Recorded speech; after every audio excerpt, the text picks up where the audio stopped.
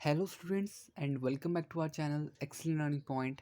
तो बच्चों आज की इस वीडियो में हम क्लास 10th का वर्कशीट नंबर 74 करने जा रहे हैं और ज़्यादा टाइम वेस्ट नहीं करूँगा। मुझे पता है कि वीडियो एक तो ऑलरेडी थोड़ी लेट अपलोड करी है मैंने, तो जल्दी से बच्चों सारे क्वेश्चन आंसर्स करते हैं। आप सबको पता ही है कि हमें जो आजकल वर्कशीट आ रही है, रिवीजन की वर्कशीट आ रही है, जिसमें 10 क्वेश्चन तो हमारे क्या कहते हैं 3 से 5 मार्क्स वाले हैं और एक आपका सोर्स बेस्ड क्वेश्चन है। तो ज़्यादा टाइम वेस्ट नहीं करते, मैं आपको सारे के सारे जितने भी क्वेश्चन हैं उनके आंसर्स दिखा देता हूँ, आप वहाँ से नोट कर लीजिएगा।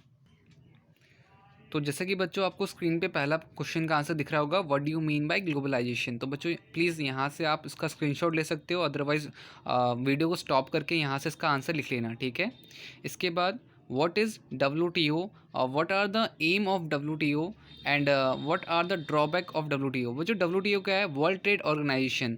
तो बेसिकली मैंने इसकी फुल फॉर्म वगैरह और ड्रॉबैक सारे लिखे हुए हैं, तो इसको भी आप यहाँ पे पॉज कर लीजिएगा, पहले लिख लीजिएगा। इसके बाद ये ड्रॉबैक भी यहाँ से लिख लीजिएगा, ठीक है। तो ये ड्रॉबैक हैं, ये एम्स हैं, ठीक है।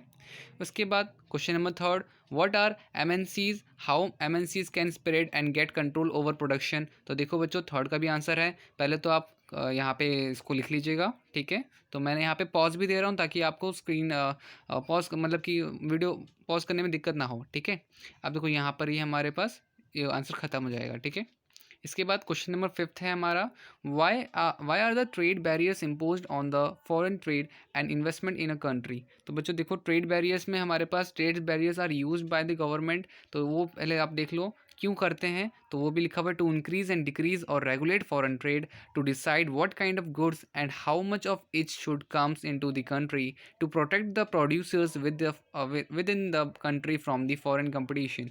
तो ये बच्चों कुछ रीजन थे जिस वजह से हम ट्रेड बैरियर्स को इम्पोज करते हैं, ठीक है। कुछ तो यहाँ भी बच्चों आप उसको रोक करके और या तो स्क्रीनशॉट लेकर के आप उसको बाद में लिख सकते हो, ठीक है।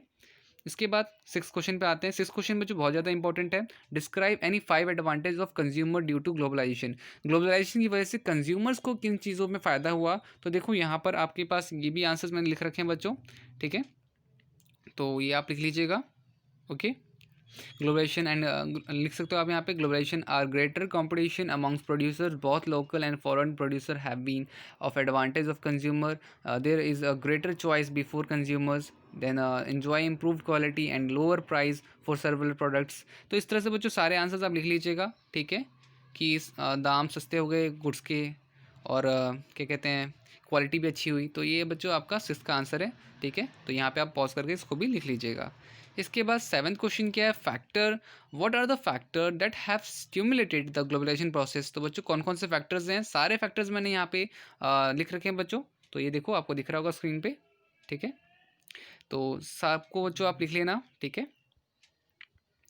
आते हैं क्वेश्चन नंबर 8 पे। क्वेश्चन नंबर 8 क्या है, how the liberalisation policy was gradually adopt in India. तो बच्चों कैसा हुआ था, तो ये सारा का सारा प्रोसेस है। After independence the Indian government had put barriers on foreign trade and foreign investment. तो जब बच्चों भारत आज़ाद हुआ था तब ऐसा था कि हम सब ने बोला कि भाई हम ना किसी से कोई नाता जाता नहीं रखेंगे, ठीक है, ना ही किसी से कोई सेल करेंगे, ना ही कोई से किसी से कोई बिजनेस करेंगे किसी फॉरेन कंट्री से।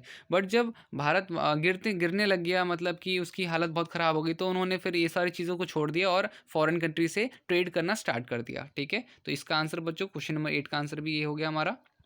इसके बाद question number 9, what is liberalisation, describe any 5 effect of liberalisation on the Indian economy. Liberalisation क्या होता है और उसके इफेक्ट क्या पड़े। तो बच्चों सारे लिखे हुए हैं यहाँ पर, आप यहाँ से उतार लीजिएगा। हमने ये चैप्टर ऑलरेडी पढ़ रखा है, ये हमारा रिवीजन वर्कशीट है जहाँ पे क्वेश्चन आंसर्स को हमें करके प्रैक्टिस करना है। तो मैंने सारे क्वेश्चंस के आंसर्स यहाँ पे दे रखे हैं, आप इसको कर लीजिएगा बच्चों, ठीक है।